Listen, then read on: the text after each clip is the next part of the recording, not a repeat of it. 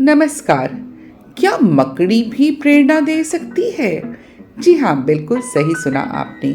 तो ये कहानी है स्कॉटलैंड के राजा रॉबर्ट ब्रूस की। उन्होंने बहुत सारे युद्ध किए और जीते भी, लेकिन एक बार की बात है कि वो बुरी तरह से शत्रुओं से हार गए थे। उनकी ज़्यादातर जो सैनिक थे वो भी मारे गए थे। उनके महल पर भी शत्रुओं ने कब्जा कर लिया था।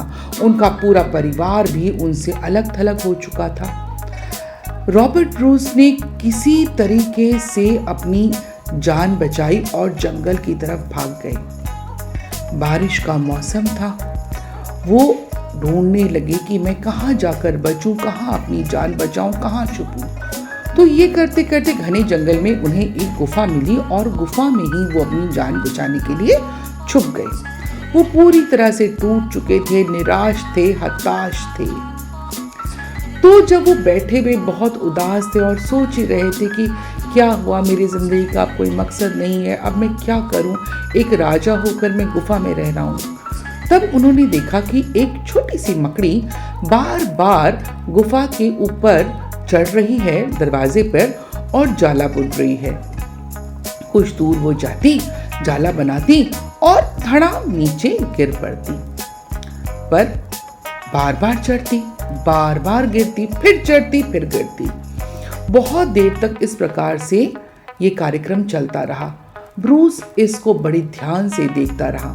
तो उसने कहा, बेचारी मकड़ी, देखो ये मकड़ी भी शायद मेरी तरह ही बेबस है, लाचार है, और मतलब इसका भी शायद कोई ठिकाना नहीं है।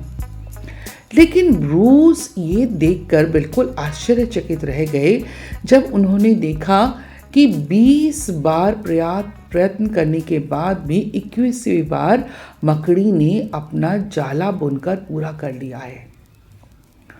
ये घटना ब्रूस देखकर बहुत ज़्यादा प्रेरित हुए और उन्होंने ये अपने मन में ठाना कि जब ये मकड़ी बार बार असफल होने के बाद भी प्रयत्न करना नहीं छोड़ सकती, तो मैं क्यों छोड़ दूं? मैं प्रयत्न करना क्यों छोड़ूं?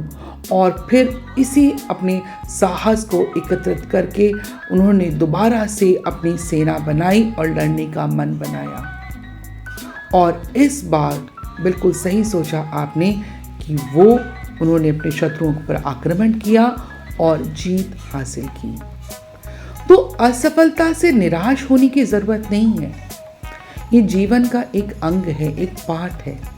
हमें असफलता को अपनी प्रेरणा बनाकर लगातार प्रयास करते रहना चाहिए, और लगातार प्रयास अगर हम करते रहेंगे तो सफलता ज़रूर मिलती है। आशा करती हूँ ये कहानी आपको कहीं ना कहीं प्रेरणा ज़रूर देगी। मिलती हूँ फिर से कल एक नई प्रेरणादायक स्टोरी के साथ। तब तक के लिए नमस्कार।